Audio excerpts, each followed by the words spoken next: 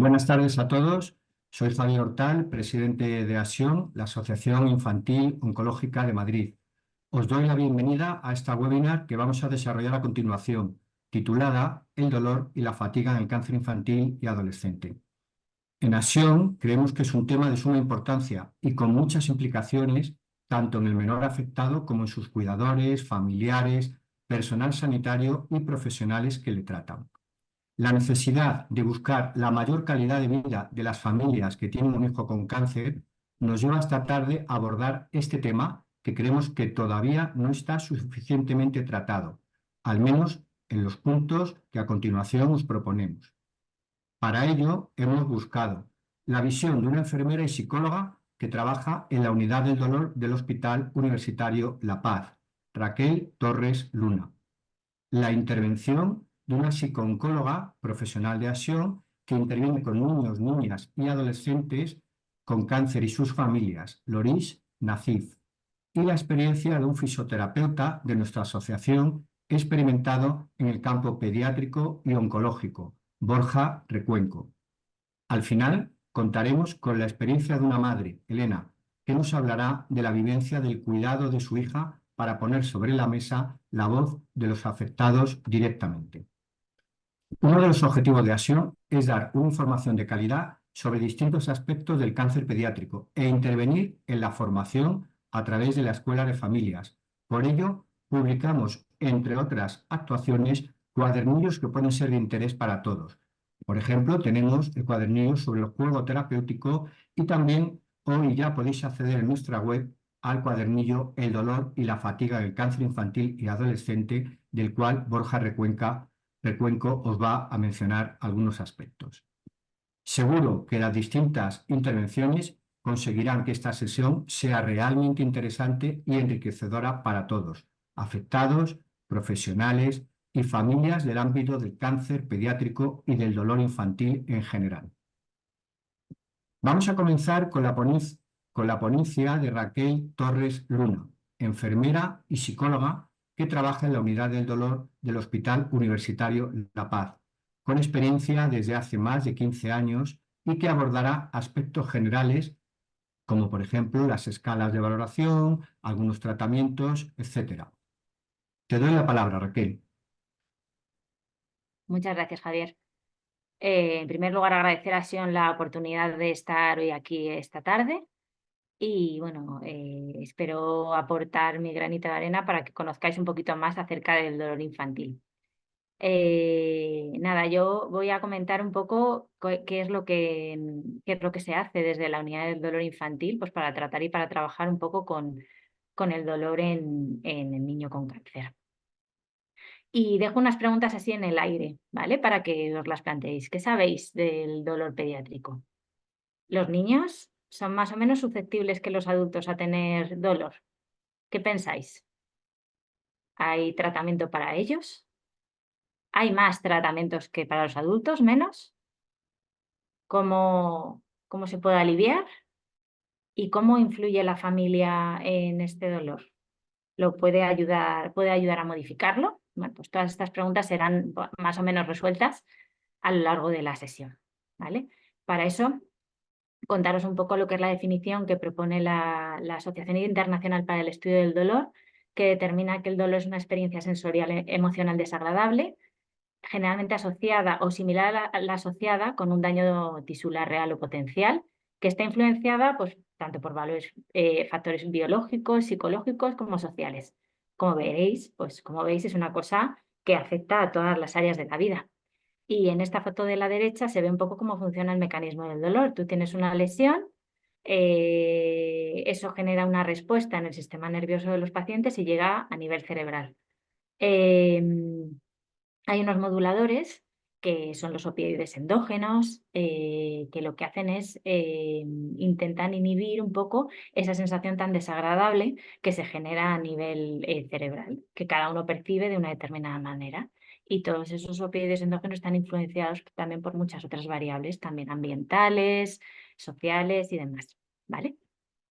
Entonces, ¿qué se puede producir en el tema del dolor? Cuando tú tienes una lesión pues en una zona, porque hay una herida, hay una intervención quirúrgica y demás, pues se van liberando sustancias a nivel periférico donde se genera la lesión, y si esas sustancias generan una respuesta en el sistema nervioso, ¿no? En lo que es la médula espinal concretamente. Si esas sustancias, o sea, si esa lesión se prolonga durante tiempo, genera una sensibilización periférica. Y si ya el tiempo es mantenido durante mucho tiempo, ya se producen hasta cambios en una zona que se llama hasta posterior de lo que es la médula espinal, y eso se traduce en fenómenos que llamamos de sensibilización central. Esos estímulos llegan a nivel cerebral, a nivel cortical en concreto, y generan respuestas de lo que llamamos hiperalgesia o hipersensibilización ante dolores que antes ante sensaciones o dolores que no tienen por qué ser dolorosos. Por eso ocurre a veces que mínimos estímulos, como por ejemplo rozarte una zona lesionada previamente, aunque ahora no haya una lesión aparente, o por ejemplo, pues, cuando hay una amputación en el miembro fantasma, lo que se llama miembro fantasma, el sistema nervioso sigue enviando estímulos, aunque esa zona pues, no esté, no forme parte del cuerpo, y generan una sensación continua a nivel cerebral, que si no se termina cortando, bueno, pues es muy dolorosa, muy inquietante, y provoca que el mínimo roce genere una sensación que nosotros llamamos, pues eso, de hiperalgesia y hipersensibilización. Y se puede provocar pues, un dolor que se cronifique. ¿Mitos acerca del dolor infantil? Pues que los niños tienen menos dolor, que los niños, aunque sientan dolor, que no lo recordarán cuando sean mayores, y que tratar el dolor en los niños es más peligroso que el mismo dolor, por el tema de que piensan, bueno, que se pensaba que, claro, ¿cómo íbamos a tratar el dolor con opiáceos? Pues al final, efectivamente, en los estudios que se formulan arriba, se ve que dolores que no han sido tratados antes de una intervención quirúrgica, anteriormente que no se trataban esos dolores, ¿qué ocurría? Que a la larga generaban un fenómeno pues eso, de hipersensibilidad cuando se volvían a producir esas mismas respuestas. Es decir, en niños que les administraban una pomada que se llamaba EMLA cuando les iban a realizar una circuncisión, presentaban menos fenómenos pues eso, de hipersensibilización siendo en el posterior, siendo un poquito más mayores que niños a los que no se les había administrado, con lo cual efectivamente los niños no tienen menos dolor, y los niños también lo recuerdan de mayores, porque su cuerpo queda impregnado un poco de esas sensaciones. Y el dolor es imposible de valorar, ya vamos a ver que no, que hay que adaptarlo a los niños. Entonces, el niño está preparado física y psicológicamente para sentir dolor desde el periodo prenatal, porque tiene pues, los neurotransmisores, que son los que transmiten los estímulos a la médula y luego a nivel de corteza, están presentes desde el nacimiento, tienen el mismo umbral de excitabilidad, la misma velocidad de conducción, es decir, van a la misma velocidad que a los adultos, más plasticidad neuronal, que se refiere a que hay muchas más vías que llegan a nivel cerebral, y las vías descendentes inhibitorias, esas que os he comentado, que son las que modulan esas sensaciones, están incompletas, con lo cual ellos perciben más el dolor que los adultos, ¿vale? Y esto les hace, en definitiva, más vulnerables al dolor. ¿Qué factores predisponen a que ese dolor llegue a cronificarse? Catastrofización de los padres, es decir, pensamientos pesimistas, negativos, nivel socioeconómico bajo es un factor que se ha estudiado que es predisponente. La ansiedad ante los procedimientos también lo predispone, o sea, pacientes que son ya de por sí muy ansiosos. Enfermedades crónicas, la falta de estrategias de afrontamiento familiares, la ansiedad y la depresión, el sexo femenino y el estrés infantil, y el comportamiento de los padres excesivamente protector o crítico. Fijaos que dentro de todos estos, perdona, que vuelva a salir esto, hay, uy, perdón, hay tres que pueden ser perfectamente modificables, que están relacionados pues un poco con las estrategias de afrontamiento, con el manejo que puede hacer la familia de este mismo dolor, ¿vale? Para que, bueno, pues como padres no se tenga en cuenta. Muchas veces no se tienen las herramientas, pero es posible que todo esto se trabaje. Y el dolor crónico pues ya llega a ser ya una enfermedad en sí mismo, a veces ya ha cesado la causa que lo produce y se llama dolor crónico cuando persiste más de 3 meses tras resolverse la lesión que lo genera. En los pacientes oncológicos, la incidencia de dolor, la mayoría de los pacientes, entre un 60 y un 80% de pacientes pediátricos con cáncer, pues presentan dolor en algún momento del tratamiento, ¿no? Y bueno, pues si este dolor no se trata, pues puede cronificarse. La suerte que tenemos es que ahora hay tratamientos para que todo eso se evite y se impida un poco esa cronificación. ¿Qué pasa si se cronifica? Pues ya que todos los síntomas que se generan van mucho más allá de lo que es el dolor en un momento dado, sino que aparecen síntomas de depresión, ansiedad y alteraciones en comportamiento en el niño y en la familia, pues que afectan a todas las áreas del desarrollo. Y ya es importante pues que se trate de forma multidisciplinar. Por eso nosotros desde la unidad del dolor trabajamos tanto con los psicólogos, fisioterapeutas y demás para intentar coincidir en un mismo tratamiento y trabajar en la línea para que este dolor no se desarrolle ni vaya más en el tiempo. La prevalencia de dolor crónico en la población pediátrica de niños que a lo mejor tienen dolor por lo menos una vez a la semana es como de un 46%, que es mucho. Que ya limite la vida un 5%, ¿vale? Que es el caso un poquito más extremo. ¿Veis? Como veis, las experiencias, las dimensiones de la experiencia de dolor son 3, es decir, pues tú primero tienes el síntoma físico, que sería la dimensión sensorial, eso genera unas emociones, genera unos sentimientos, ¿no? Dentro de la dimensión motivacional afectiva. Y eso se traduce también en un conjunto entre pensamientos, las creencias que nosotros tenemos con respecto a la emoción que nos genera el dolor, pues forma un círculo vicioso que compone toda la experiencia del dolor, ¿vale? Y que esto requiere de ese tratamiento que os he comentado. ¿Qué tipos de dolor hay en el paciente oncológico? Pues según su duración, los más frecuentes puede ocurrir que sean agudos, por ejemplo, una mucositis, una cistitis hemorrágica, el dolor que se origina ante procedimientos, como a lo mejor canalización del portacad o de vías periféricas y demás, colocación de una sonda nasogástrica en algunos casos, por ejemplo, y puede ser agudo, es decir, que tiene una duración determinada que dura más o menos como unos días, y crónico cuando esta situación ya se prolonga más allá pues eso, de los 3 meses o cuando se haya resuelto la causa que ya lo generara. Y luego, según su etiología, puede ser nociceptivo, que son las mayorías de dolores. Es el dolor que corresponde pues, a huesos, a los músculos, a las vísceras huecas, el dolor de tripa, el dolor de riñones, pues todo eso sería lo que es nociceptivo. A nivel de somático se refiere pues, a todo lo que es músculo esquelético, infiltraciones óseas a nivel muscular. Y visceral, por ejemplo, podría ser el H intestinal o la cistitis hemorrágica.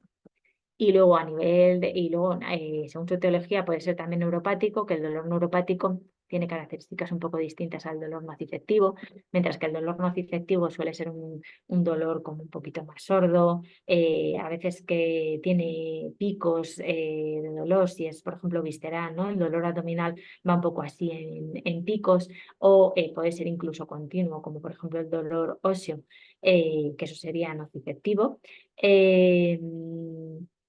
El dolor neuropático tiene unas características que consisten en que va en forma de calambres, lo que llamamos alodinia, es decir, que cualquier sensación táctil genera una respuesta y un dolor exagerado, y están relacionados pues, con una irritación o compresión nerviosa que genera un poco esa sintomatología. ¿Vale? A nivel de un poco cómo reaccionan los niños ante este dolor, he querido destacar un poco las etapas del desarrollo de Piaget, que no me voy a centrar en ellas, solo quiero que veáis que, bueno, pues que igual que ocurre con ellas, que si no pasas de una fase a otra, es como que Piaget fue un psicólogo que consideró que cada uno de estos estadios tenía un tiempo y que para pasar al siguiente tenías que haber superado el primero. A nivel de dolor, pues ocurre más o menos pues parecido, ¿no? De 0 a 2 años, el recién nacido responde pues con un llanto sonoro, es muy difícil que responda a la distracción, retira ante un estímulo doloroso y cuando ya llega al final del periodo, pues ya es capaz de identificar quién es el que le está realizando un poco provocando ese dolor. De 2 a 5 años, bueno, el periodo preoperacional que va de los 2 a los 7 años, al inicio es el periodo en el que ya se desarrolla el juego simbólico y entonces en este periodo él ya es capaz de localizar el dolor y expresarlo con palabras. Y responde muy bien a esa distracción por esa fase simbólica. A cualquier tipo de juego o distractor responde muy bien. A los 7 años, de 7 a 11 años, ya son más mayores y tienen una forma de percibir la realidad parecida a la de los adultos y ya cuentan con el suficiente autocontrol como para responder de una forma comedida ante estímulos dolorosos, ¿vale? Pueden intentar poner excusas para ganar tiempo y el miedo a veces pues, les bloquea un poco. Y cuando ya entran en la fase de adolescentes, pues ya el umbral está modulado un poco por la ansiedad que ellos presentan mucho más autocontrol, es decir, muchas veces son capaces de autocontrolarse tanto que eso les influye mucho también en el grado del dolor, ¿vale? Y es una cosa que hay que tener en cuenta, la relación con la ansiedad que están teniendo en un momento dado. Y ya, bueno, pueden tender a una involución madurativa, es decir, a volver como a épocas un poco anteriores, ¿no? A comportarse de manera que no le tocaría. ¿Cómo valoramos el dolor de los niños? ¿Se puede valorar? Pues claro que sí, pues hay métodos como lo que son las escalas. En niños menores de 7 años hay una escala que se llama escala llanto, que hay una aplicación que la podéis descargar bueno, en el Google o en el iPhone, en el Apple Store, que es una escala de llanto que se llama así y que tiene unos parámetros que son llanto, actitud, respiración, tono postural y observación facial, y todo eso se le asigna una puntuación y eso va pues, de 0 a 10, cada uno de estos ítems. ¿Qué pasa? Que esto lo pueden realizar tanto los padres como los profesionales, como incluso el propio niño, ¿vale? Indicarnos los valores y te da la puntuación del dolor que presenta el niño pues, en un momento dado. Esto sería para niños menores de 7 años. Luego, en niños más mayores ya aparecen lo que son las escalas subjetivas, como por ejemplo las escalas que aparecen a la derecha, escala numérica, escala analógica visual, que ellos puntúan de 0 a 10 el grado de dolor que perciben en ese momento. Y luego, hay escalitas también como esta que se llama de Von Baker, que ellos nos delimitan, nos indican a qué caritas se parecen ahora mismo más en el estado en el que están. Y para el dolor crónico, pues la evaluación es distinta. También se puede evaluar, pero al final necesitas pues determinadas puntuaciones en lo que nosotros llamamos test de calidad de vida, ¿no? Cómo afecta ese dolor a la vida de las familias, ¿vale? Porque a veces siguen refiriendo durante mucho tiempo un valor elevado en escalas de estas que os he enseñado, a lo mejor un 7, un 8, pero a nivel de funcionalidad van ganando funcionalidad y eso es lo que nos interesa. Un poco la tendencia, cómo se va variando y si va a mejor o a peor. A ver, ¿qué hacemos desde la unidad del dolor? Pues al final hacemos una función un poco de coordinación de todos los profesionales para intentar garantizar un poco el control del dolor por todas las partes, ¿vale? También se trabaja con colegios, con profesionales externos y tal, para intentar unificar el tratamiento que nosotros hacemos aquí en el hospital con la atención fuera, porque pasa a veces En la mayoría bueno, la mayoría de los niños oncológicos, los coles, bueno, tienen un periodo en el que no asisten al cole, pero puede ocurrir que en algún momento el dolor, bueno, vaya a más y ellos ya vuelvan otra vez a la vida y demás, pues que sepáis que eso, que se hace una coordinación, pues eso, con todos los profesionales y con los colegios, pues para indicar, bueno, pues las deficiencias que hay un poco a nivel de, pues, a nivel de adaptación, ¿no? A nivel de actividad física, a nivel de lo que pueden, ¿no? Por el dolor, a nivel de adaptación de horarios, y se trabaja un poco con eso. Raquel, en unos minutos.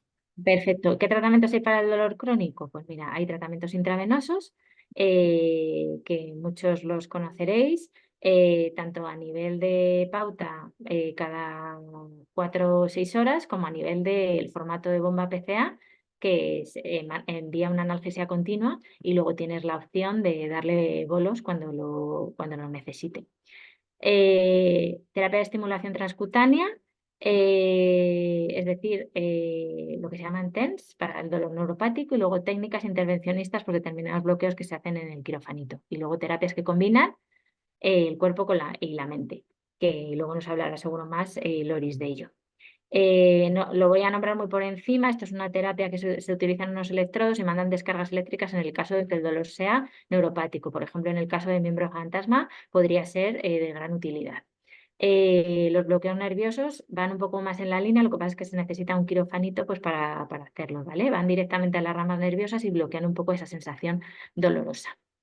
A nivel de terapias de cuerpo-mente, pues fijaos todas las que hay. El juego, los masajes. Los masajes intervienen en una teoría que se llama la teoría de la compuerta, que es bueno, que las sensaciones táctiles como bloquean un poquito las sensaciones dolorosas, con lo cual siempre cualquier tipo de masaje va un poco en beneficio y un poco en contra de lo que es tener dolor, ¿vale?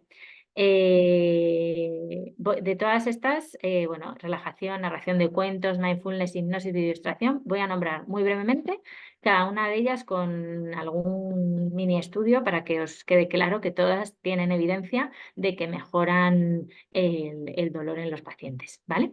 La hipnosis, que a veces da un poco de susto porque la relacionamos muchas veces con espectáculos televisivos, pero en realidad tiene mucha importancia y además influye muy positivamente en los niños con dolor. Fijaos que de 25 niños, pues muchos reducen, 16 redujeron el dolor en este estudio, y muchos consiguieron también objetivos, el sueño, la escolarización, la actividad, o sea que tiene beneficios importantes. El yoga también para otro tipo de dolores, como por ejemplo el dolor abdominal. Fijaos cómo van bajando las gráficas a lo largo de las semanas del grado de dolor que tienen, ¿vale? La bioilustración, un estudio que hicimos ahí en La Paz. ¿Veis la gráfica de la derecha? La que está en gris clarito sería el grado de dolor de los niños con videojuego, y la que está en negrita sería sin el videojuego. Fijaos qué diferencia de dolor hay cuando se utiliza la videodistracción. Estos niños tuvieron una consola durante 2 horas al día. Se hizo un estudio con la Fundación Juegaterapia y se vio que aumentaba su sistema parasimpático, que está relacionado con la relajación, y que además disminuía bastante el dolor con el uso de las pantallas, ¿vale? Y luego, el mindfulness en los pacientes se vio que, aunque a veces no disminuyera totalmente el dolor, sí que mejoraba la funcionalidad, que es lo que queremos conseguir en muchos casos de estos, ¿vale? Y nada, simplemente nombrar así un poco que nosotros trabajamos con el dolor en todas las épocas de la vida, y si en algún momento hiciera falta, que se espera que no, bueno, pues que también hay técnicas que mejoran el dolor en todas las fases de la vida de los pacientes.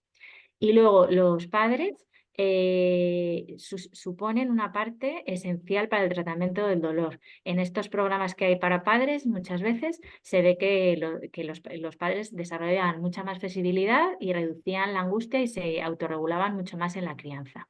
Y ya para terminar, comentar que el dolor en el paciente pediátrico oncológico pues ocurre en un porcentaje elevado de pacientes, que afortunadamente cada vez hay más recursos disponibles, tanto farmacológicos como no farmacológicos, y que es muy importante el tratamiento multidisciplinar para evitar que se cronifique. ¿vale? Y nada, pues la mayor satisfacción de nuestro trabajo pues consiste en, bueno, poder ver sonreír a un niño y disfrutar de la vida pues que lo ha pasado en algún momento mal. Así que muchas gracias por vuestra atención y espero que os haya servido. Muchas gracias a ti, Raquel. Súper interesante. Es una pena que tengamos tiempo limitado para no prolongar demasiado la webinar. Si no te importa, dejas de compartir ¿Sí? de momento para poder seguir. Entonces, pues nada, realmente clara y detallada esta intervención de Raquel que nos demuestra la importancia de conocer todos los elementos que rodean el dolor infantil para una intervención adecuada y profesional, como ha expuesto aquí con total claridad. Entonces, vamos a continuar ahora con la siguiente ponente, Loris Nazif, psicooncóloga de Acción, que interviene con menores con cáncer y sus familias. Va a tratar los aspectos más emocionales y psicológicos relacionados con este tema y algunas estrategias de actuación, cómo viven y sienten el dolor los menores, la vivencia de los cuidadores. Entonces, pues doy la palabra a Loris. Hola a todos, gracias por estar aquí, por compartir un tema que a veces resulta un poco incómodo, pero que es una realidad en todo lo que es la oncología pediátrica. Yo creo que el dolor es una de las experiencias más complejas o sensaciones más complejas de estudiar y de abordar, pero que es una de las que es más importante hacerlo, ya que genera mucho estrés tanto en las pacientes como en las familias. Creo que no está mi video, ya está. La que sigue si quieres. Entonces, bueno, creo que Raquel explicó muy claramente eh, varias de las cosas que abordan y que matizan el dolor. Yo voy a hablar un poco también de esta parte más subjetiva, que es la que influye muchas veces en las respuestas que los niños tienen ante él y que a veces puede ayudar en el control de él también, ¿no? Entonces, bueno, como les comentaba, el dolor tiene una naturaleza muy compleja porque no es como otra herida física que ocurre y hay un tratamiento específico para tratarla y ya está. El dolor, además de los factores biológicos que influyen, pues también hay factores ambientales, hay factores sociales, tiene que ver con cómo responde nuestro grupo, las personas que están alrededor nuestro en cuanto al dolor. Y obviamente, pues los factores psicológicos que pueden ser inmensos, tienen que ver con la personalidad, con cómo alguien lo está enfrentando. En los niños pasa que son quizás su primera experiencia complicada en la vida, por lo tanto, tienen pocas herramientas a veces de afrontamiento que les sirvan para esto, por lo tanto, tenemos que trabajar mucho con ellos en equipo y ayudarlos a que puedan ir encontrando estas maneras de hacerlo. La siguiente, por favor. Entonces, bueno, yo como voy en esa parte más emocional y más que incluye también mucho, además de los médicos, los fisioterapeutas, a los padres también mucho, ¿no? Que son los que están al lado de los pacientes. Es importante recordar que al final el dolor es una alerta, ¿no? Está hecha en nuestro organismo para avisarnos que pasa algo. Ya sea que sea una parte más emocional la que invade esto, o una parte más física, o una combinación de las dos, como suele suceder todo el tiempo, ¿no? Pero siempre nos avisa de algo. Por lo tanto, es una sensación, como decía Raquel, desagradable, pero que se combina con una experiencia emocional. Es imposible vivir esto y que no esté relacionado con todo lo que sentimos, pensamos, o cómo el niño puede evaluar su ambiente y lo que está pasando en ese momento. Entonces, el dolor, además de tener que ver con los nervios, con todo esto, con los estímulos, pues también tiene que ver con el significado que tiene todo eso que pasa en ese momento. Por eso es importante recordar que está relacionado obviamente con la ansiedad, ¿no? Con la tensión, con el miedo. El miedo puede incluso bloquear los tratamientos, hacer que más bien la adherencia al tratamiento, perdón. La ansiedad puede hacer que se necesite incluso más medicación para trabajar un dolor que otro. La tensión también hace que la sensación en el cuerpo sea diferente. Entonces, todo esto es muy complejo de elaborar, por eso hay muchas herramientas para evaluarlo, porque la base angular de todo esto es la evaluación, ¿no? Para ver qué es lo que podemos hacer con ellos. Entonces, como buen síntoma, siempre hay que hacerle caso, ¿no? Me ha tocado muchas experiencias en donde no creemos en el dolor de los niños o que la manera que tienen de manifestarlo, a veces creemos que está más relacionado con llamar la atención, con alguna otra cosa. Pero bueno, en oncología, obviamente, y si un niño dice que tiene dolor, es importante siempre, siempre, siempre evaluarlo y obviamente darle un tratamiento adecuado a lo que requiera. También es importante saber en qué momento se va a trabajar, porque yo que trabajo más en el hospital, a veces nos toca mucho los dolores agudos y ahí hay momentos para enseñar técnicas y hay otros momentos para hacer una evaluación más profunda y ver que se puede cambiar, pero no quizá en el momento. En el momento lo más importante es la entrada de la unidad de dolor, que son los que al final controlan eso y hace que por consecuencia también las emociones vayan bajando, además de ir entrenando en ciertas técnicas y todo eso. Y bueno, vamos a ver con qué tiene que ver la efectividad, que lo voy a hablar más adelante. Si quieres pasar a la siguiente, por favor. José Luis. Gracias. Bueno, mitos, ya habló Raquel, son muy parecidos. Yo creo que se habla mucho en dolor de mitos porque le tenemos todos mucho miedo, ¿no? Y al final, mucho miedo a los tratamientos, mucho miedo a que los niños lo expresen. A veces lo bloqueamos, es más difícil, ¿no? O lo confundimos con algo, pero creo que siempre que un niño dice que tiene dolor, parezca o no parezca que tenga, es bien importante aliviarlo, ¿no? Y también es importante saber que no siempre el dolor es igual todos los días, ¿no? Creemos que si ya hoy se le quitó o no lo percibe tanto, entonces ya no tiene ese dolor. Y es bien importante saber que con todo lo que está relacionado, que es lo que vamos a ver en la siguiente, si me la puedes pasar. La siguiente diapositiva. Entonces, la respuesta de los niños pues tiene que ver con múltiples factores también, ¿no? El primero, y creo que es muy importante, de lo que habló Raquel también muy explícitamente, pues es el tipo de dolor. No va a tener la misma reacción emocional un niño que tiene un dolor agudo que un niño que tiene un dolor crónico, e incluso la familia, ¿no? Que tiene que ver a su hijo padecer durante tanto tiempo con un dolor como este. Una cosa muy importante, y por eso hay tantos estudios y por eso ya hay unidades de dolor y por eso es importante no dejar nunca pasarlo, es la efectividad en el control del dolor, ¿no? Un niño que se le puede lograr controlar el dolor, pues va a tener una respuesta mucho más adaptativa, ¿no? Y todas esas reacciones emocionales van a ir acomodándose de cierta manera que pueda favorecer una adaptación e incluso una adherencia al tratamiento mayor. Otra de las cosas que también físicamente influye es que tanto duración del episodio de dolor. Cuando un dolor es difícil controlarlo, pues obviamente los síntomas emocionales van en aumento también, ¿no? Si se controla rápidamente, pues los síntomas emocionales bajan. Eso es un poco por la parte física, pero también, como les decía al principio, es tan compleja la respuesta que tiene que ver con otros aspectos de la vida que a veces son un poco difíciles de controlar, ¿no? El primero es la respuesta que los demás tienen ante su dolor, ya sea el personal de salud, ya sean sus padres, todo la manera en que nosotros acogemos ese dolor, que muchas veces también genera muy naturalmente en los padres una reacción de ansiedad, de susto, ¿no? De preocupación, que bueno, se revuelve con esa parte de respuesta de los niños.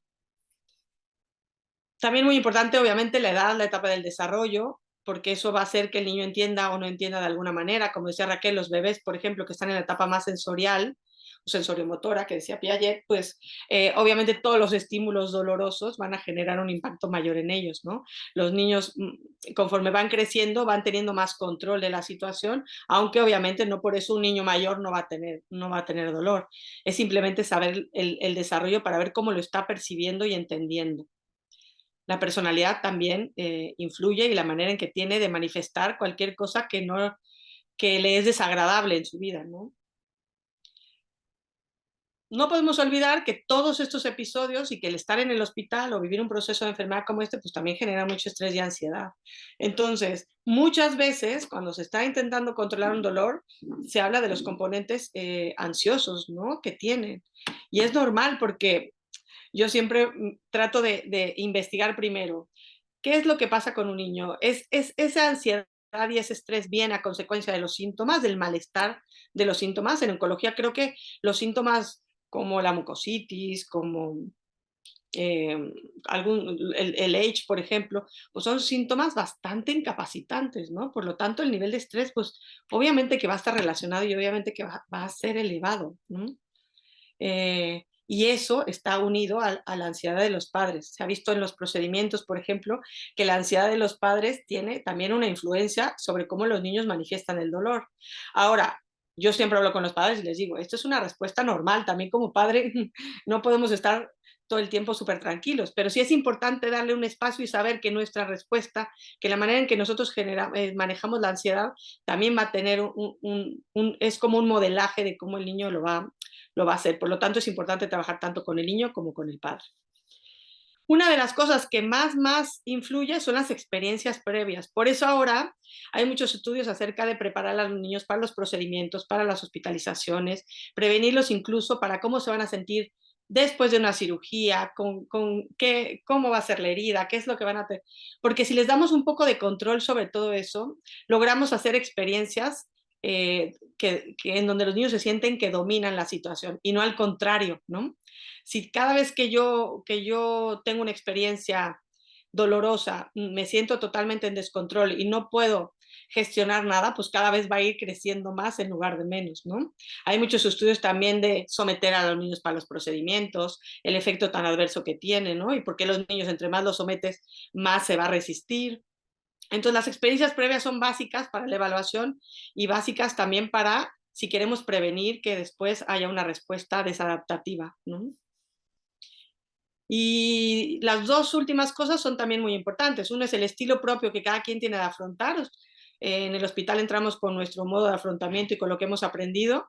Y aunque obviamente aquí podemos aprender distintas cosas durante el proceso de enfermedad, y para eso también es un poco el trabajo de los psicólogos, el enseñar técnicas distintas de afrontamiento, pero bueno, nuestra primera respuesta va a estar matizada por cómo sabemos responder a un estímulo o a una situación estresante. Y la percepción que tengamos de la enfermedad. Me ha pasado mucho en oncología que el dolor está muy relacionado o nos recuerda una situación de cuando empezó la enfermedad. Y eso puede generar, aunque no estemos en la misma situación, a nivel emocional nos genera una ansiedad y un estrés terrible. Y eso es una de las cosas que más se trabaja durante este proceso. La que sigue. Entonces, a mí me encanta poner esta balanza que habla de sufrimiento y contra adaptación, que es de la doctora Pilar Arras, que es una de las eminencias en psico-oncología. Y lo que quiere decir es esto, si un niño percibe, o una familia, que las amenazas son más que nuestros recursos, pues la balanza se va un poco más hacia el lado del sufrimiento. Si yo le proporciono recursos, si hay una unidad del dolor que le pueda controlar, si yo puedo entrenar a los padres para que puedan distraerlo, si los preparamos, si trabajamos su aspecto emocional, si damos un cuidado afectivo, todo eso va haciendo que el niño sienta que tiene muchos más recursos y la amenaza es un poco más controlable. Por lo tanto, esto es lo que favorece la adaptación al dolor, obviamente con un control del dolor adecuado, que es lo más importante. La que sigue, por favor. Entonces, ¿cómo intervenir? Pues bueno, como decía Raquel, de manera interdisciplinar, definitivamente, ¿no? Tanto una parte como la otra. Creo que este webinar es el ejemplo perfecto de 3 disciplinas que tienen que trabajar en conjunto, ¿no? La unidad de dolor, la parte psicológica, muchas veces psiquiátrica también, porque a veces los dolores crónicos tienen también síntomas de depresión y es importante trabajarlo. Y la parte del movimiento, ¿no? La parte fisiológica, que es la que ya nos va a contar Borja ahora, que es también sumamente importante, ¿no? Que nos va dando mucho control sobre la situación y va haciendo que poco a poco se vaya sintiendo diferente. Entonces, evaluar, luego generar un plan de tratamiento, implementarlo, pero siempre hacer una reevaluación para ver si esas técnicas o eso que estás utilizando para ayudar al niño a mejorar, pues realmente está teniendo el efecto que tiene. Y si no, pues volvemos a empezar, ¿no? Y a hacer un nuevo plan de tratamiento. La que sigue, por favor. Entonces, ¿qué evaluamos? Un poco, aparte de las escalas que yo también puse más adelante, pero que ya no me voy a detener en ellas, que nos dan mucho la perspectiva de los niños, de qué tan grande lo están viviendo, porque el dolor, si se fijan, pues es algo bastante complicado de medir. Entonces, esas escalas que se han construido hacen que los niños de una manera fácil nos puedan decir por lo menos en qué rango se encuentra su dolor.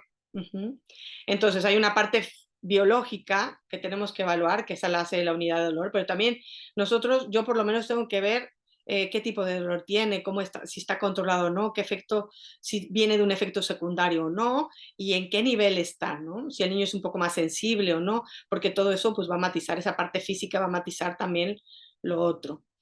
Dos partes muy importantes es lo social y lo ambiental, que parecen cosas obvias, pero al final, no, cuando ves una situación o un caso con dolor, tienes que evaluar también un poco alrededor, qué es lo que está pasando, ¿no? ¿Qué respuesta están teniendo los demás ante el dolor? Si nosotros no les creemos a los niños del dolor o no les damos un alivio, pues los niños se van a sentir todavía más inseguros, más asustados, con más miedo, con más ansiedad, y todo eso va a hacer que vayan creciendo sus reacciones emocionales, ¿no?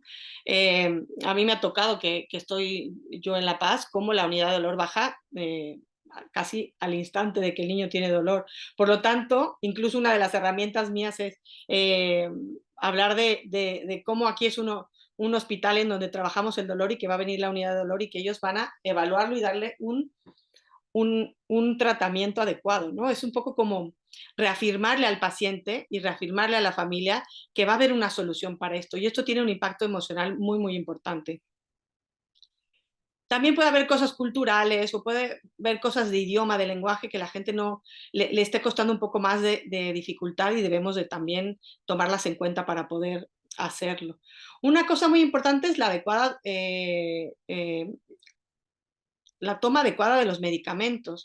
Muchas veces, por los mitos que hay de que no son buenos los medicamentos o por la ansiedad que ha relacionado a ellos, a veces se da de más o se da de menos. No digo que se dé, pero a veces hay padres que con miedo pueden gestionar, ¿no? O intentar que si no tiene tanto dolor, pues no tomar algún medicamento, quizá. Y las pautas que se dan son muy específicas, por lo tanto es importante saber que los especialistas van a ir siguiendo a los niños, que no va a haber, estos medicamentos están muy controlados en cuanto a su uso y en cuanto a cuando los tienen que quitar, por lo tanto hay que dejar en manos de los médicos, de los expertos y de las unidades de dolor el quitar o el poner ciertos medicamentos. Es importante tener esa adherencia porque es lo único que va a hacer que se quite el dolor. Y además, como decía Raquel, pues además también la memoria que van a tener los niños en cuanto a si se controló o no se controló, pues va a ejercer un papel importante en estas y en siguientes situaciones dolorosas. En cuanto al ambiente, pues también, si hay recursos ambientales, si hay recursos estructurales. Me ha tocado muchos niños de Latinoamérica que han recibido la quimioterapia a pinchazos, ¿no? Entonces, claro que cuando se enfrentan a un procedimiento, aunque sea un cambio de catéter, pues para ellos las reacciones emocionales son tremendas, ¿no? Han vivido situaciones, incluso punciones sin anestesia. Por lo tanto, asocian luego el dolor a esto, ¿no? Y por lo general se genera mucha ansiedad. Si vemos los pinchazos, pues realmente duran un segundo. Yo siempre les digo a los niños que duele, porque se tiene que decir, ¿no? El pinchazo, pero que es solamente 5 segundos. Todo lo demás es un poco más ansiedad, ¿no? De todo lo que está pasando alrededor y de cómo vamos sintiendo eso, ¿no? Loris, unos minutos. Vale. Y bueno, los factores psicológicos, que hemos hablado algunos de ellos, ¿no? ¿Qué estrategias de afrontamiento, la personalidad, el manejo de experiencias previas, la ansiedad, el estrés, el miedo, si hay enfado también muchas veces, la depresión, la evitación incluso, ¿no? De moverse para no generar más dolor, etcétera. Son varias de las cosas que hay que seguir haciendo para la evaluación. ¿La que sigue? La que sigue, si quieres, que esas son las escalas, también hay de frutas, hay un termómetro del dolor, hay otras escalas que son también observacionales para que los padres puedan observar ciertas conductas y por lo tanto puedan también calificar un poco cómo creen que se está viviendo el dolor. La que sigue. Y bueno, como decía, lo más importante es tener estrategias desde estos 3 ámbitos, ¿no? Desde el farmacológico, desde el fisiológico y desde el psicológico. La que sigue, por favor. Entonces, para terminar, voy a hablar de estas tres, cuáles, desde mi punto de vista, que obviamente, pues Raquel ya habló de los expertos médicos, pero un poco lo que está relacionado con esa parte subjetiva. El trabajo interdisciplinar, por supuesto, el trabajo en equipo con los padres. No hay nadie que conozca más a su hijo ni las reacciones de su hijo, incluso qué medicamentos le han caído bien y qué no. O sea, los padres y sobre todo los que han pasado una enfermedad oncológica tienen una gran trayectoria en cuanto a ver qué es lo que le funciona a sus hijos y no. Por lo tanto, pueden ser unos grandes informantes, tanto de las reacciones que está teniendo su hijo como de las pautas que han seguido y algunas cosas que les han funcionado en el pasado. Por lo tanto, los padres tienen una labor importantísima. Bueno, el control analgésico, obviamente, efectivo, y el uso de antidepresivos o el incluir a los psiquiatras cuando hay necesidad de hacerlo. La que sigue. La que sigue, por favor.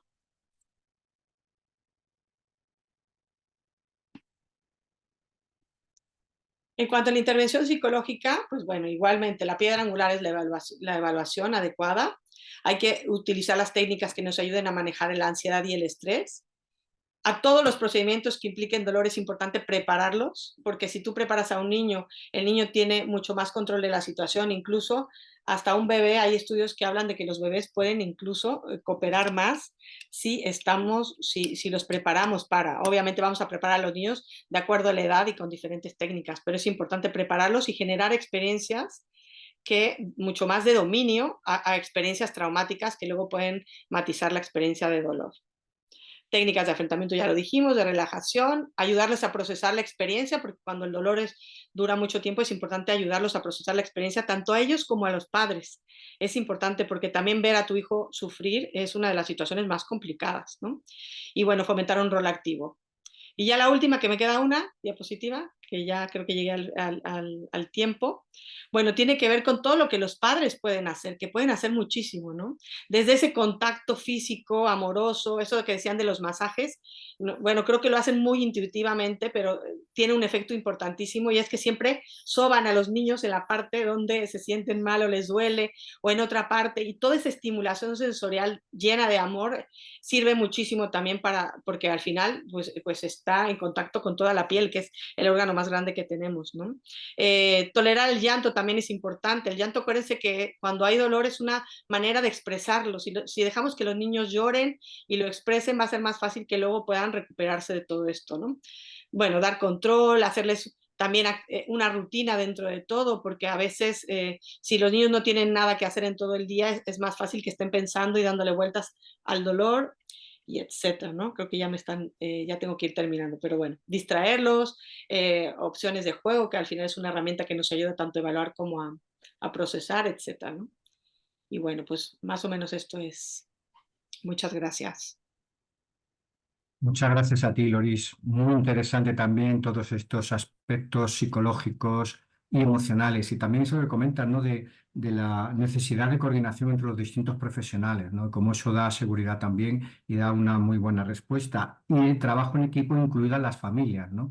Algo que a veces parece como que no se tiene en cuenta, ¿no? Esa importancia realmente esencial, ¿no? Estupendo. Bueno, pues vamos a continuar. A continuación, y va a intervenir Borja Recuenco. Es fisioterapeuta con experiencia en el ámbito pediátrico y oncológico. Trabaja en un centro integral de rehabilitación de secuelas de acción, situado en nuestra sede. Nos va a informar sobre el dolor y la fatiga relacionada con los tratamientos del cáncer, rehabilitación y tratamiento fisioterapéutico. Y también nos va a presentar brevemente ese cuadernillo sobre el dolor y la fatiga publicado recientemente. Te doy la palabra, Borja, cuando quieras. Muchas gracias, Javier. Es un placer estar aquí. Gracias a todos por el interés y bienvenidos una vez más a un nuevo cuadernillo para la ayuda y el asesoramiento de familias en síntomas y problemas que encontramos en los tratamientos y en la rehabilitación. Mi ponencia está basada en la estrategia del manejo del dolor y la fatiga desde el punto de vista de la fisioterapia, ya que soy fisioterapeuta. Mi nombre es Borja Recuenco Cayuela, soy máster en fisioterapia oncológica y desde 2012 trabajo en el Departamento Psicoeducativo y de Rehabilitación de ASION en el programa de fisioterapia y como coordinador de deporte adaptado. Además participo en otras instituciones de divulgación y de formación a nivel nacional e internacional en cuanto a la fisioterapia oncológica pediátrica. Quiero pues iniciar con esta presentación un viaje que espero que sea cercano y quería mostraros esta imagen para que conectéis con ella y que puede identificar cómo se encuentra un niño adolescente afectado de cáncer ante los síntomas del dolor y la fatiga. Lo que necesitará este niño será entender primero el mapa, será igual el niño que las familias, entender la complejidad que tienen estos síntomas para poder hacerles frente. También les ayudará pues, conocer herramientas que vayan a tener que utilizar en ese camino que tienen que afrontar para que esos síntomas, tanto el dolor como la fatiga oncológica, no interrumpan o hagan más difícil aún este camino que lleva la enfermedad, el tratamiento y la supervivencia. Y por último, pues espero iluminar un poco ese sendero, hacer un poco más fácil a las familias, cuidadores y pacientes con prácticas que podéis integrar en vuestra vida diaria para que podáis caminar por ese bosque espeso y oscuro pues con la mayor seguridad y con la mayor independencia posible, que es lo que se busca con la rehabilitación. Para identificar de forma sencilla el dolor y la fatiga con familias y pacientes y cuidadores, suelo llevar a esta imagen también. El dolor lo identifico con el fuego, porque puede ser esa llama que puede ser más intensa o menos intensa, pero que tiende a perdurar ahí y tiende a hacer más daño cuanto más tiempo esté esa llama presente. Por lo tanto, en cualquier situación, sea cual sea su intensidad, pues requerirá de una atención y un cuidado. La fatiga, en cambio, es una nube que está presente, es una nube que tiene cierto potencial de hacer que nuestro día sea más difícil.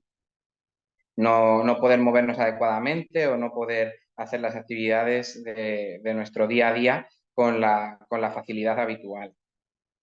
Y puede parecer síntomas que delante de una enfermedad como el cáncer son pequeños, pero el dato que nos ofrece la supervivencia que ya tenemos de 82, entre 82 y 84% de supervivencia a 5 años, estos supervivientes, alrededor del 65% han sufrido o dolor o fatiga en la etapa de la enfermedad y el tratamiento, que es un porcentaje alto. Los mitos los han mencionado muy bien mis compañeras Raquel y Loris. Son precisamente los que ha descrito Raquel. Indicaría y haría un refuerzo sobre esa capacidad de sentir dolor que no hace mucho no se atendía adecuadamente porque se pensaba que con niños pequeños no había esa presencia del síntoma, esa sensibilización o esa sensibilidad hacia el dolor. También en la expresión pensamos que solamente se puede expresar de manera verbal, pero el dolor tiene muchas caras, nunca mejor dicho, y se puede expresar con gestos, incluso cambios en la rutina que observamos como rehabilitadores en el día a día y que pueden estar indicando que algo está pasando en ese niño, niña o adolescente. También la tolerancia ahí sí que estamos ligados a la madurez. La tolerancia al dolor se va ganando con el tiempo, con la madurez del sistema nervioso, con lo cual los niños más pequeños van a tener incluso aún menos tolerancia, cuando antes se pensaba que cuanto menos pequeños, o sea, cuanto más pequeños, podían tolerar mejor el dolor. La memoria del dolor va a ser importante por algo que mencionaré a continuación, pero bien nos lo ha descrito Raquel también, que sí son capaces de recordar ese dolor y que sea un impacto a nivel psicológico significativo, como también decía Loris. Y en cuanto a los dolores de crecimiento, esto no se ha abordado mucho anteriormente y me gustaría mencionarlo porque es un tipo de dolor que se asocia mucho a la infancia y a la adolescencia. Sin embargo, la evidencia indica que no es el dolor que suelen sentir los pacientes pediátricos de cáncer no suele tener que ver con el dolor de crecimiento. En cambio, sí que es un aspecto a considerar, ya que, como explicaremos, cualquier dolor puede interferir en la vida diaria y cualquier dolor, aunque sea algo natural como es el crecimiento, tenemos que darle importancia y abordarlo desde la familia y desde los cuidadores sanitarios. Os remito también a Carlos López Cubas, un compañero fisioterapeuta que tiene bastante información sobre el dolor infantil crónico y para mí, como profesional con largo recorrido en pediatría, creo que es un referente en este síntoma y os puede dar información cercana a las familias, tanto en vídeo en YouTube como en libro. ¿Qué causa el dolor en cáncer pediátrico? Pues tenemos muchas formas que pueda llegar el dolor al niño. Las han explicado muy bien antes mis compañeras. El caso es que dentro de que se controla a través de tratamientos y terapias combinadas, como mencionaba Raquel, con muchas formas y justo con unidades especializadas, el caso es que el dolor suele llegar a la atención primaria y está comprobado que el 50% no recibe el tratamiento adecuado porque no se da esa importancia como para que acaben en unidades tan buenas como la de Raquel o en un servicio de rehabilitación que pueda atender el dolor adecuadamente. ¿Qué pasa con esto? Pues la Asociación de Dolor Infantil Crónico hizo una campaña en la cual nos daban unos datos interesantes para todos. Es necesario abordar el dolor infantil tan pronto como aparezca porque puede convertirse en crónico, como hemos estado viendo. El dolor, como os ha contado Raquel, es aquel que prevalece durante 3 meses y no se alivia satisfactoriamente. Y no solo eso, sino que en pediatría también varía, incluso en ese periodo de 3 meses, en edades tempranas, puede considerarse un dolor crónico el que sufre el paciente durante 2 semanas simplemente. En España, el 80% de médicos de atención primaria y el 86% de pediatras informa de carencias de formación sobre cómo evaluar y tratar el dolor crónico en la infancia. Y esto desemboca en que el 37% de niños españoles entre 8 y 16 años sufra dolor crónico.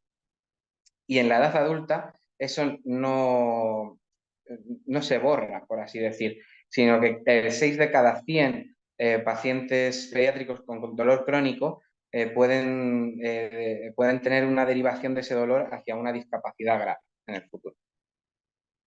El perfil de pacientes lo han estado hablando también mis compañeras, sexo femenino, sobre todo mayores de 13 años de edad hay más prevalencia de dolor.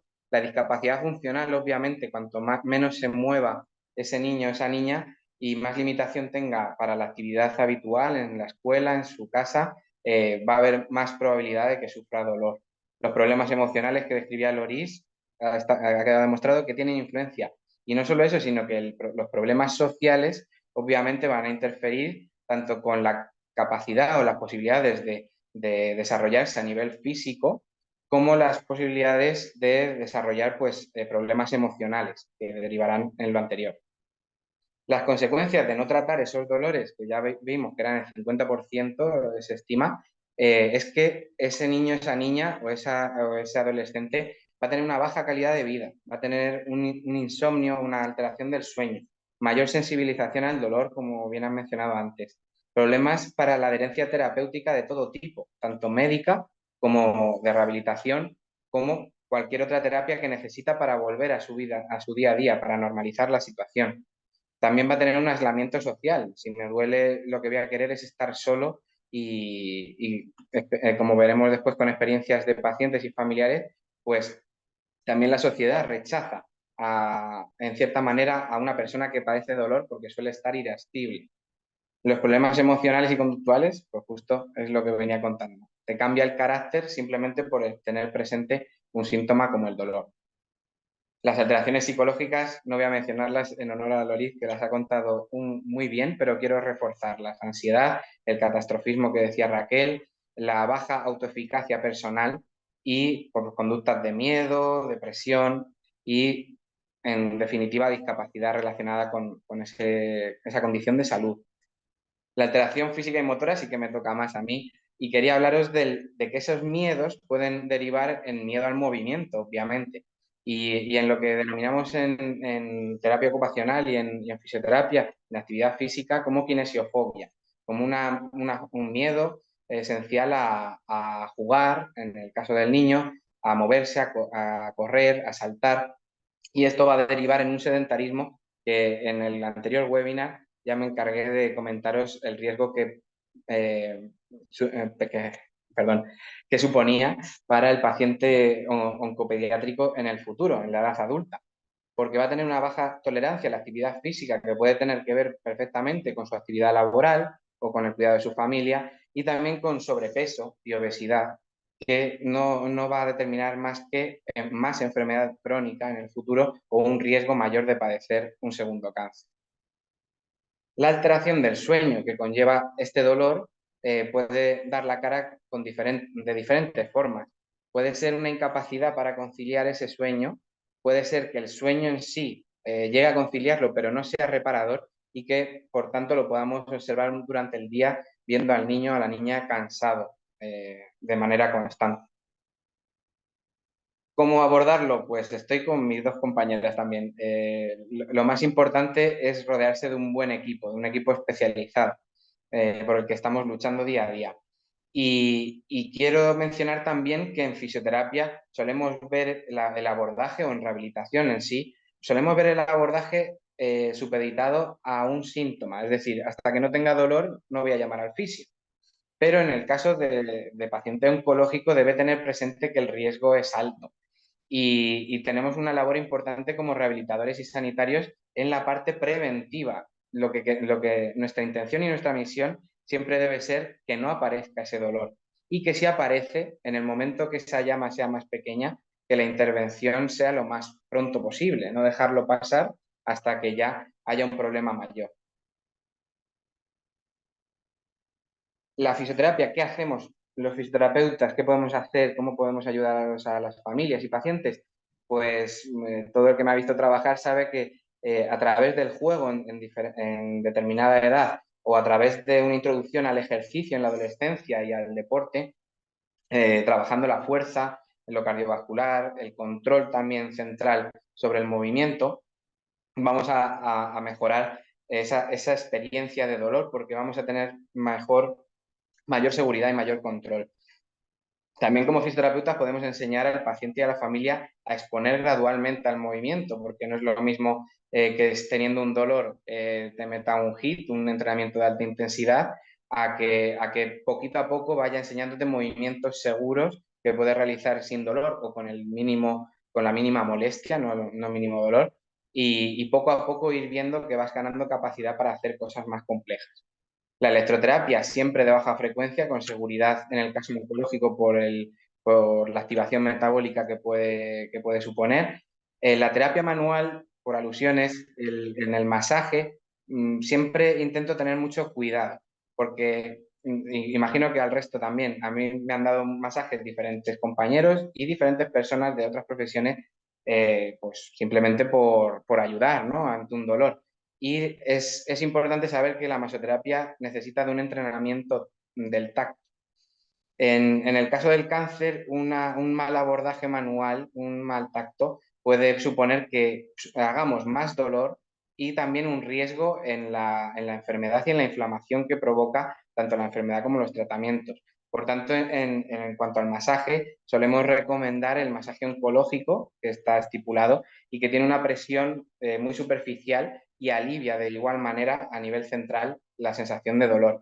Lo que solemos hacer, ya que no van a hacer los padres, madres y cuidadores una carrera de fisioterapia y una especialización en oncología, es enseñar al papá, a la mamá o al cuidador cómo se hace esa presión, que la sientan y que la puedan aplicar sobre sus hijos. También movilizar a nivel articular, movilizar a nivel nervioso y educar al paciente y al entorno familiar y de cuidado en cómo funciona el dolor, como nos ha explicado Raquel, esa carretera de doble vía desde el cerebro al cuerpo y del cuerpo al cerebro, para que sientan que todo es controlable desde nuestra capacidad cerebral. ¿Qué consejos prácticos a raíz del cuadernillo que sacamos, que ahí tenéis la portada y que dispondréis de él? Ha sido elaborado por mí y un resumen de los consejos que os doy ahí es que tengáis un registro de los síntomas, que sepamos, tanto como familiares como profesionales sanitarios, cuándo ha aparecido el dolor y de qué manera. También inculcar cuidados, hábitos que os pueden dar en las empresas en cuanto a hábito postural y demás, para evitar lesiones, accidentes, caídas. y nuestra prioridad siempre va a ser volver a la actividad lo antes posible, al contrario de lo que nos lleva normalmente el dolor, ¿verdad? A pararnos y a descansar. Cuanto más movimiento tengamos, mejor podremos canalizar esa energía. Pregunta. Unos minutos. Unos minutos, pues voy fatal, pero bueno, voy a ir rápido. Preguntar también sobre el dolor puede empeorar el dolor. Es importante no hiperfocalizar al niño en la sensación de dolor para que pueda superarlo mejor. Ayudar en exceso también puede retrasar la rehabilitación y la recuperación de ese dolor, y trabajar con un profesional de psicología pues no tiene por qué suponer que el dolor haya derivado en un problema de salud mental. Simplemente es un compañero, una herramienta más que nos puede ofrecer para cuidarnos en ese síntoma. Y el dolor de padres, madres y cuidadores, como siempre os digo, importa, porque si no cuidáis vuestro dolor, va a ser imposible que cuidéis el de vuestros hijos e hijas. Quiero hablar de la fatiga relacionada con cáncer, que no lo han mencionado, pero que en el cuadernillo está. La fatiga relacionada con cáncer se describe como una sensación agotadora, persistente y subjetiva, que no se relaciona con la actividad que hemos realizado y que no tiene que ver solamente con lo físico, también con lo cognitivo, como veis en la imagen de la derecha. ¿En qué se diferencia? Pues entre otras cosas, en lo que os acabo de decir, también se diferencia en que no se alivia con el descanso y perdón, y que es multifactorial, no lo desemboca un solo factor. Ahora lo veremos. ¿Cuántos pacientes lo padecen? Pues parece como un síntoma que se conoce menos que el dolor, ¿verdad? Pues el 70%, de hecho, de los pacientes oncológicos lo padecen en algún momento. Incluso el 30% lo padecerá después de la enfermedad, una vez superada la enfermedad. La complejidad de este síntoma tiene que ver con un montón de cosas fisiológicas que no quiero aburriros con ello, pero que os podéis informar, que tienen que ver con procesos inflamatorios y también con el procesamiento central que se hace de todo lo que está pasando en el cuerpo después de un tratamiento oncológico. Entonces, sí que quiero sacar a colación que la fatiga, la llamamos fatiga porque esa disminución de energía nos lleva a pensar a la misma fatiga que tenemos cuando entrenamos o hacemos un esfuerzo. Pero nada más lejos de la realidad. La fatiga tiene más que ver incluso con el dolor, porque puede estar involucrado simplemente el sistema nervioso central en esa aparición de fatiga, y puede no estar relacionado con ninguna acción física que hayan hecho nuestros músculos y nuestro cuerpo, o nuestro corazón y nuestros pulmones. La trayectoria es muy individualizada, depende de cada paciente, pero sí hay que mencionar las 3P que os pongo ahí, que son los factores predisponentes, que son las características personales como las que habla Loris, biológicas y sociales, que van a determinar cómo afecta la fatiga a cada paciente. En particular, los factores precipitantes, la segunda P, que son condicionantes que desencadenan la aparición de los síntomas. Por ejemplo, el tratamiento oncológico, que de por sí la quimioterapia, la radioterapia, tienen un factor tóxico que va a desembocar en una posible fatiga central, como la que estoy hablando. Los perpetuantes, que son la tercera P, son condiciones que contribuyen a mantener esa fatiga en el tiempo, igual que pasaba con el dolor crónico, que se puede perpetuar, ¿verdad? Pues uno de ellos puede ser la alteración del sueño, de nuevo. Así que tiene mucha relación entre el dolor y la fatiga relacionada con cáncer. Factores de riesgo psicológico y físico muy parecidos a los del dolor, en los que no me voy a parar para que dé tiempo. ¿Cómo lo abordamos en fisioterapia? Pues miren, en cuanto al factor físico, uno de ellos es el metabolismo. Si activamos el metabolismo, la capacidad cardiovascular, vamos a mejorar y a controlar mejor la fatiga. Por lo tanto, hacemos ejercicios aeróbicos que supongan un estímulo de la respiración y de la frecuencia cardíaca.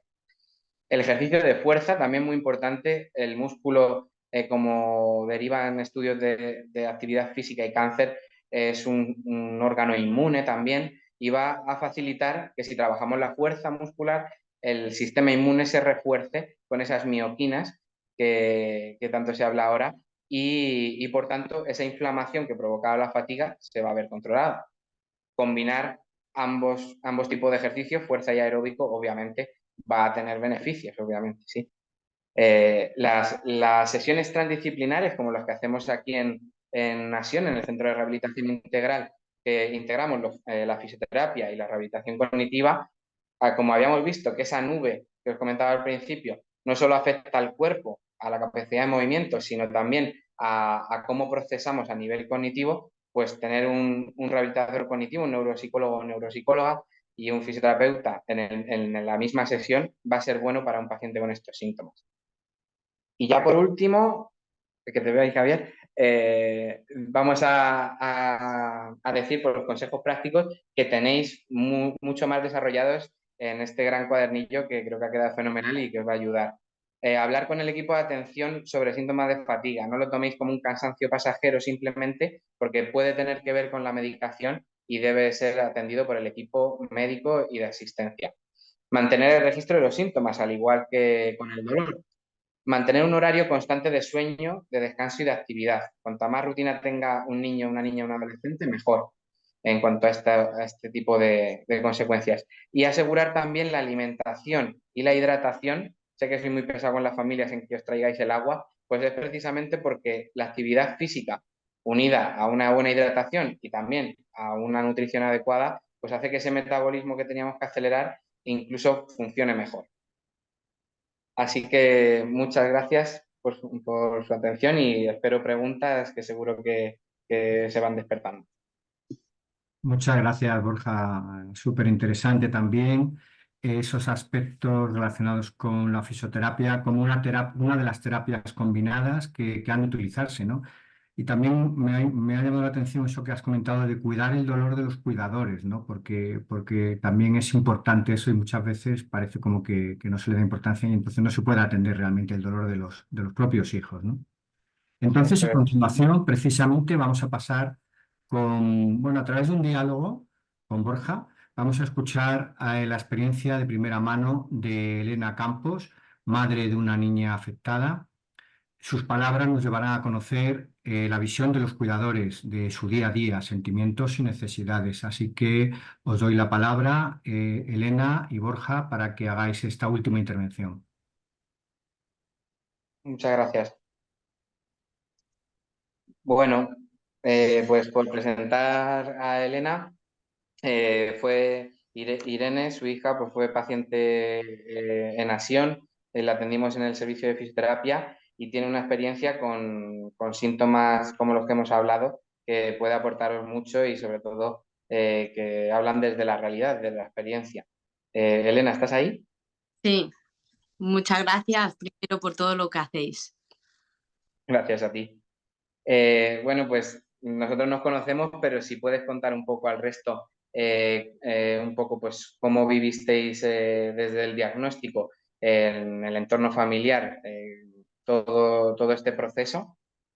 Sí, bueno, pues Irene tenía 6 añitos cuando le diagnosticaron osteosarcoma de fémur y bueno, en casa somos 4 personas, tiene a su hermana mayor que se lleva año y medio y bueno, lo vivimos con mucha ayuda de los abuelos y porque desde el momento que se lo diagnosticaron nos cambió la vida, claro. Sí, entiendo.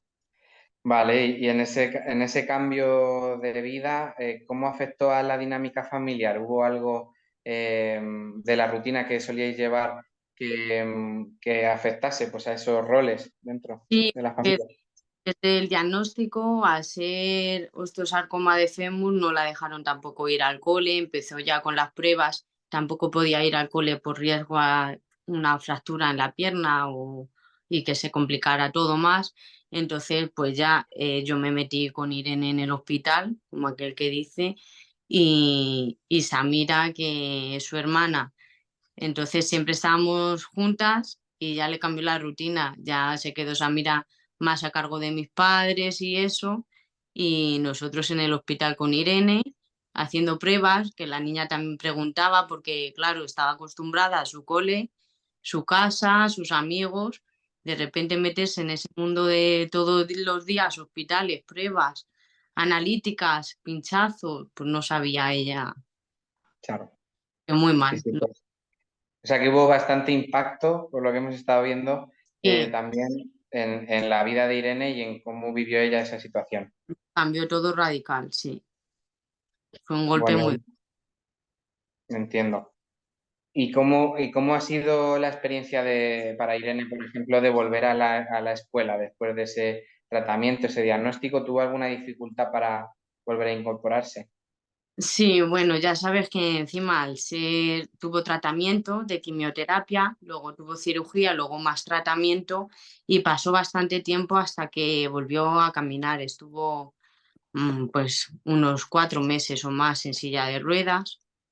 Entonces, luego, al otra vez volver a la escuela, claro, ella físicamente estaba muy cambiada, tampoco podía caminar como todos los niños y ella lo llevó un poquito mal, sí. Mm. A nivel, o sea, ¿lo llevó mal a nivel emocional, físico, social, en el entorno de sus compis? Le costó un poquito, pero luego la verdad es que con sus compañeros y eso bien, pero a nivel emocional, pues y físico, que pues los niños sabemos que son un poquito crueles y eso. Luego ella tampoco podía caminar como los demás, llevaba un aparato también, un antiequino, y le costaba también en torno a la fatiga porque estaba acostumbrada a estar más tiempo en casa o no estaba acostumbrada a tanto esfuerzo físico y luego caía muy cansada. Luego al académico también tuvo el apoyo del SAID en casa 2 horitas que venían de lunes a viernes. Pero sí, sí, perdió bastante también. Le costó luego un poquito. Necesito una adaptación. Y ahora que me decías, Elena, de la fatiga, ¿esa fatiga es como la que hemos descrito hace nada en este webinar o era una fatiga simplemente de readaptación a ese esfuerzo? No, sí me sentía identificada porque le costó un poco cualquier rutina que hacía antes con 6 añitos y ella iba a sus extraescolares y todo y hasta las 9:30 no caía, rendía en la cama, pues ella sí que al llegar del cole comía y estaba muy cansada, necesitaba a lo mejor una siesta, un descanso y se le notaba sobre todo en el carácter, su Mm, carácter. Sí. el carácter.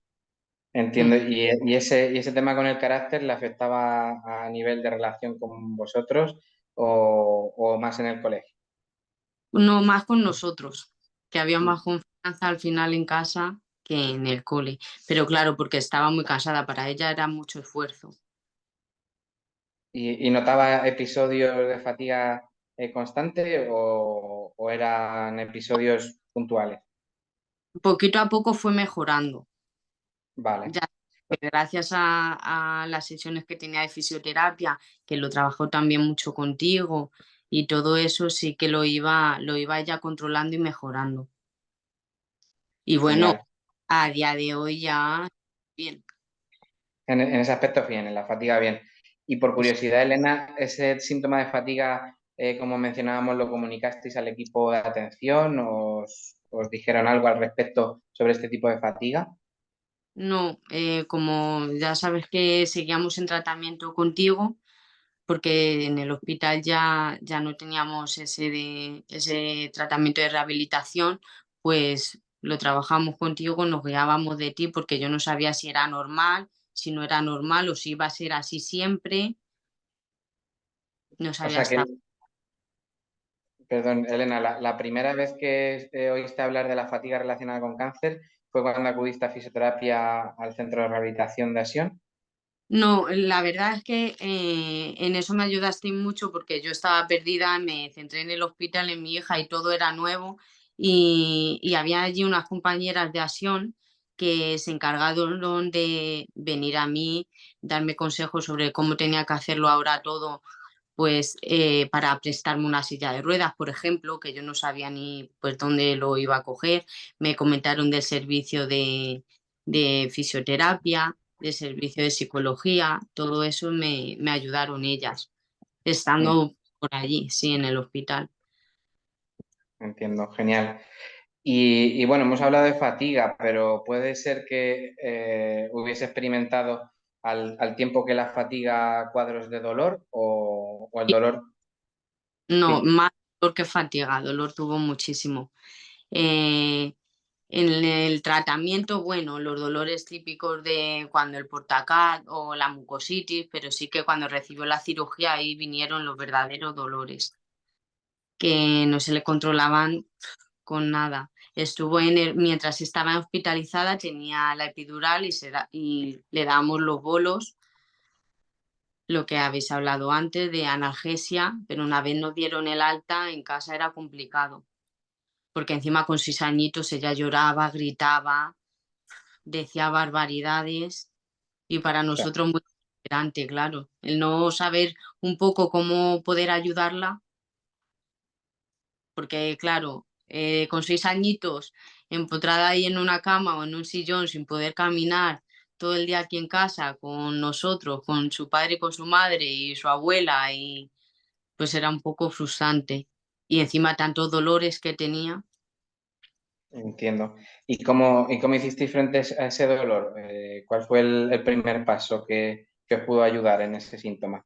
Pues luego esa era otra, le mandaron analgesia, que era paracetamol, ibuprofeno, nolotil, tramadol, a modo de rescate. Pero claro, al ser tan chiquitita, pues se niega a tomar ya tantos jarabes o es que no le gusta el tramadol, el nolotil tampoco. Entonces era muy difícil.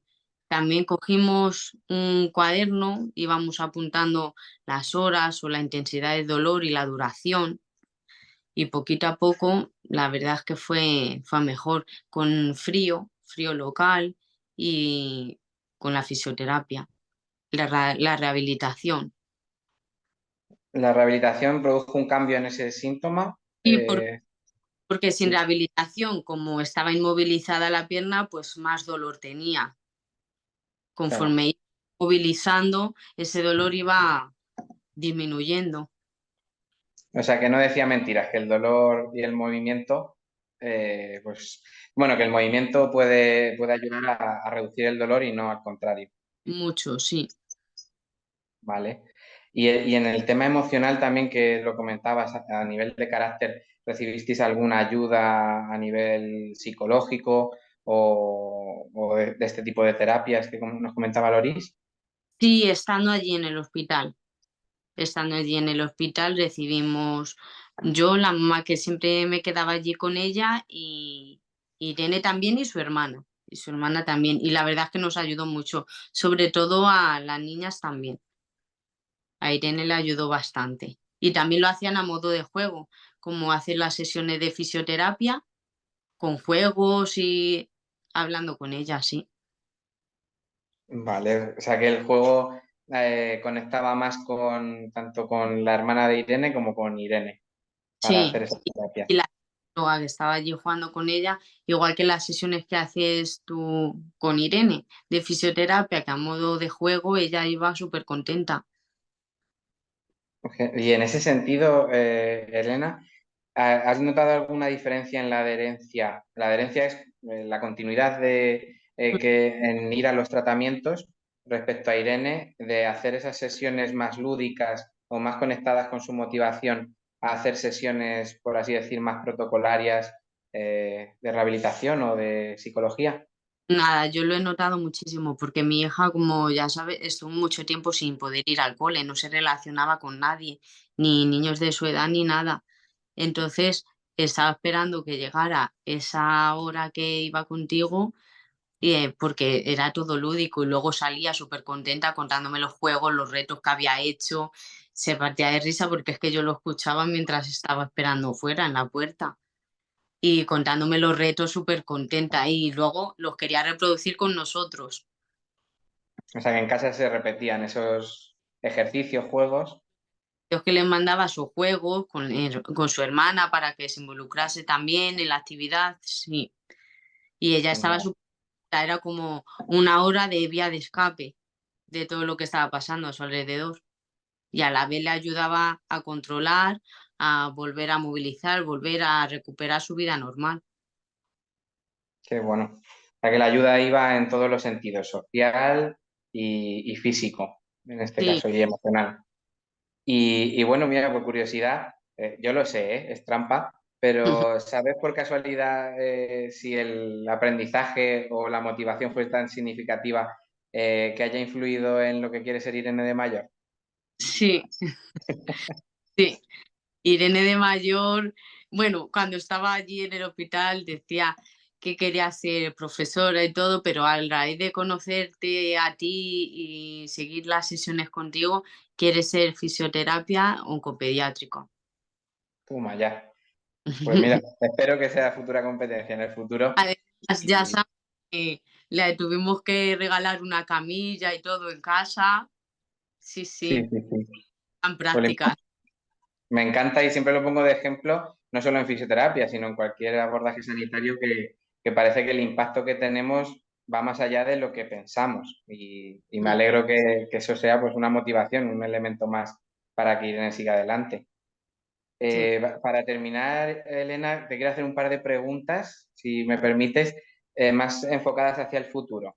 ¿Crees que, o sea, en el futuro tenéis alguna preocupación en ese término de que aparezca de nuevo el dolor, la fatiga y el bienestar que pueda tener Irene en la edad adulta? Sí, sí que, porque como sabes, al llevar una prótesis, bueno, pues tiene algunas complicaciones con el crecimiento y demás. Entonces, ahora ya que han pasado 5 años, ya ella tiene dolores. Y cuando cambia el tiempo, cuando va, porque va creciendo, entonces sí que pues tenemos esa preocupación de el día de mañana, cuanto más mayor, más dolor, a ver cómo lo podrá llevar o qué Claro, o sea solución. que... Sí, perdón, dime. O, o qué solución habrá, si no lo sé. Claro, y las herramientas que habéis ganado, Elena, en esta etapa, ¿consideras que serán importantes en el futuro cuando Irene sea adulta, que las integre en su rutina diaria, la actividad física, el autocuidado, hábitos saludables? Sí, porque además los estiramientos y todo eso que le has ido enseñando, ella los pone en práctica porque día a día, cuando se levanta o a la hora de acostarse o cuando va a acabar el día, sí que los pone en práctica y se nota cuando no lo hace a cuando lo hace que va mucho mejor. Genial, Entonces, yo perfecto. creo que mañana pues tendrá que tirar de ellos. Vamos, continuar con esos estiramientos. Seguirá el camino. Bueno, pues, y ya por último, basada en tu experiencia y en la que has vivido con tu familia, ¿qué consejo le darías a otras familias que estén ahora o que vayan o que puedan enfrentar situaciones similares?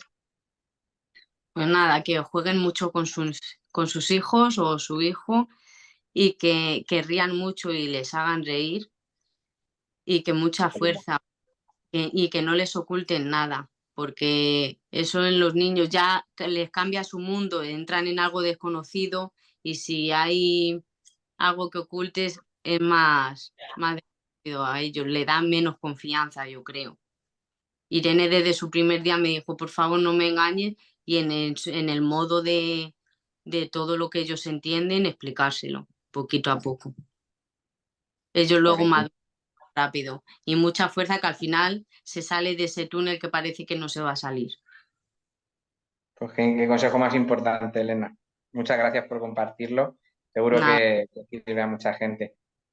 Y nada, pues cierro aquí la entrevista. Si te parece, si quieres Sí, comentar algo más, sí. no, nada, pues Muchísimas ya estamos. gracias, Javier. Elena, por compartir tu experiencia tan interesante, por esos consejos que nos das también. Y oye, que tu hija Irene también puede ser docente si vuelve a ello, ¿eh? Que sí, también es una profesión muy interesante. Bueno, yo creo que escuchar la voz de los padres, de las madres que están ahí afectadas, yo creo que es totalmente necesario para realmente ver qué es este tema, ¿no? Cuál es este tema y qué profundidad tiene, ¿no? Y qué implicaciones y consecuencias tiene en la vida diaria de las personas y de las familias, ¿no? Y cómo su tratamiento es tan necesario. Hay una pregunta que hacen en el chat que no sé si, bueno, si quieres responder tú, Borja, o alguna de las ponentes, dices que si se controla de la misma forma, el dolor derivado de la quimioterapia que el dolor de otros fármacos estimulantes como el Neupogen. No sé si aquí Raquel o alguno de vosotros quiere contestar a esta pregunta. A ver si. Raquel. Hola.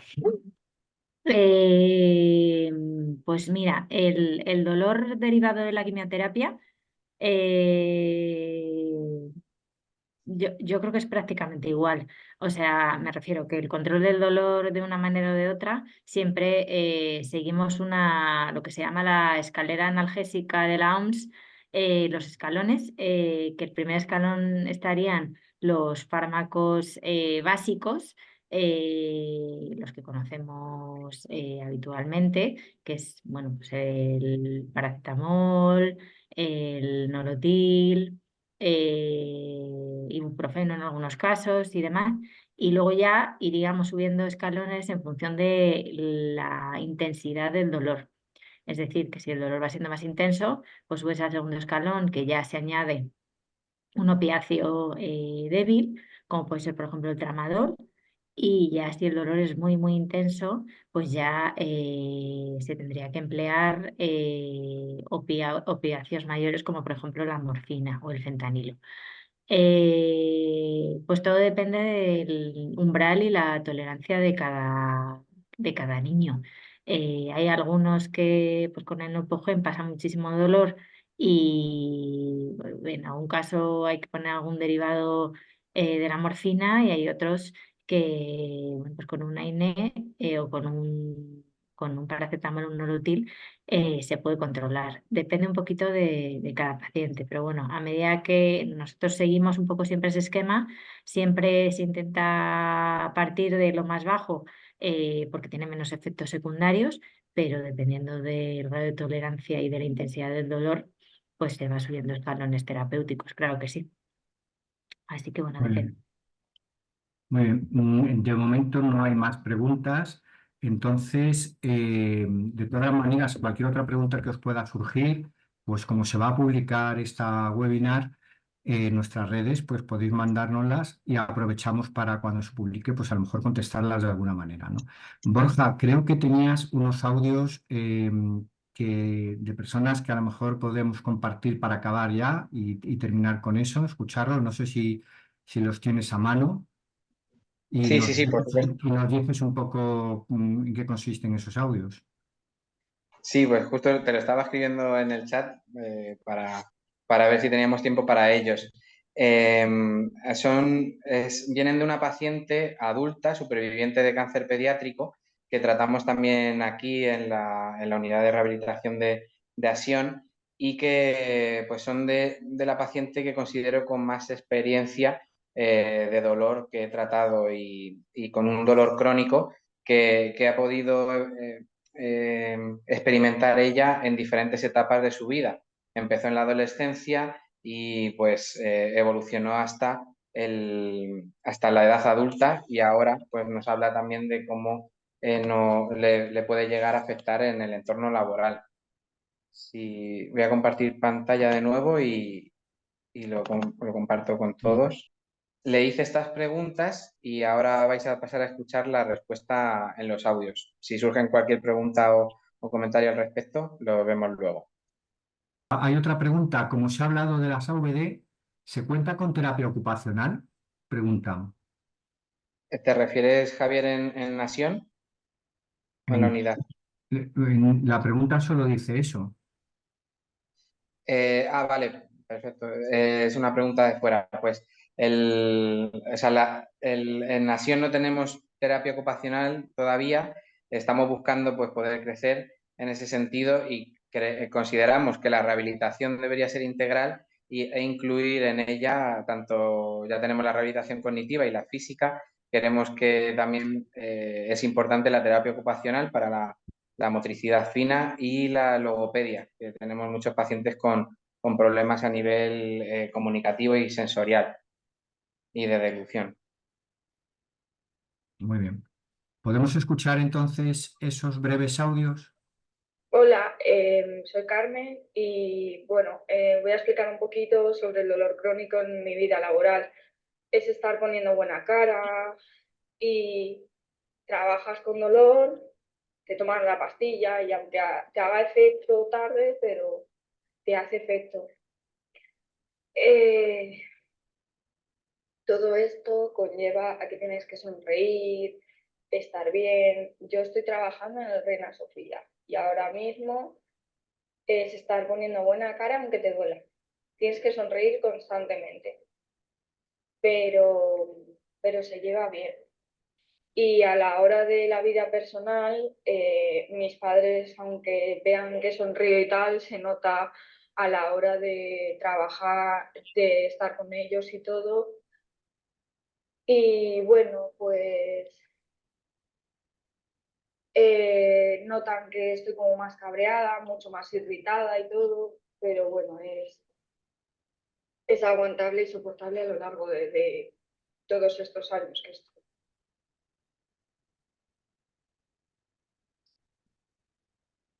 ¿Ponemos el siguiente, Borja?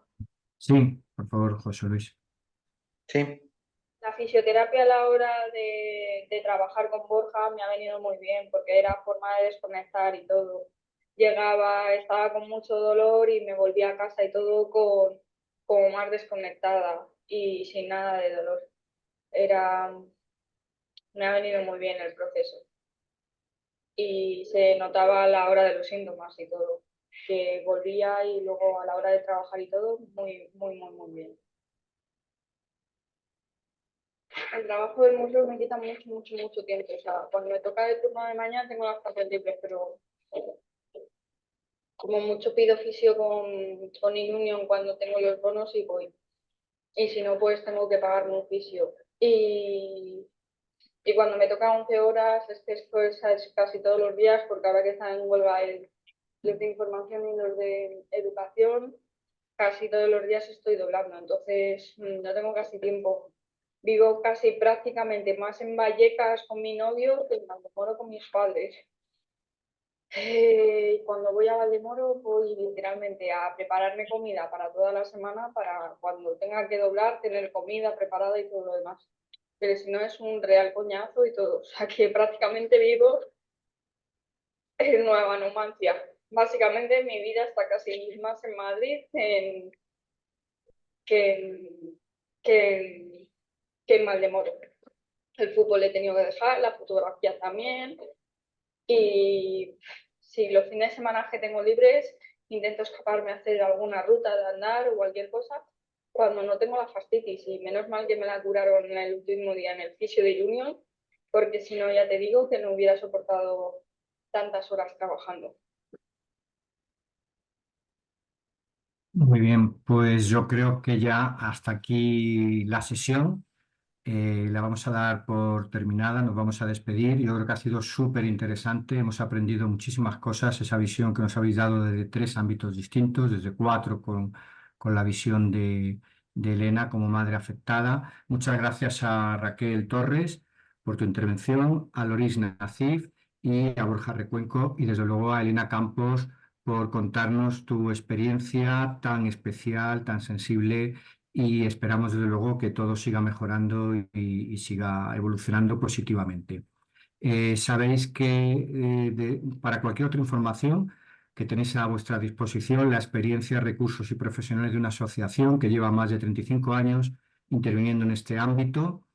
Y bueno, pues os animamos a que nos sigáis en redes sociales y a consultar nuestra página web, que es asion.org, para poder informaros de nuestras actividades, del día a día de nuestra asociación, de temas como este y de muchos otros que podéis encontrar ahí. También en esa página web ya podéis encontrar ese cuadernillo que os ha hablado Borja sobre el dolor y la fatiga recién publicado. Así que nada más por nuestra parte, esperamos que haya sido de interés para todos, que haya sido, bueno, pues yo creo que ha sido toda una experiencia lo que hemos escuchado aquí por todas las partes y muy agradecidos a todos por vuestra asistencia. Que vaya muy bien y hasta otra ocasión en donde os avisaremos también de nuevas webinars, de nuevas sesiones y sesiones como esta. Muchas gracias a todos y feliz tarde. Gracias. Gracias. gracias, adiós. Adiós.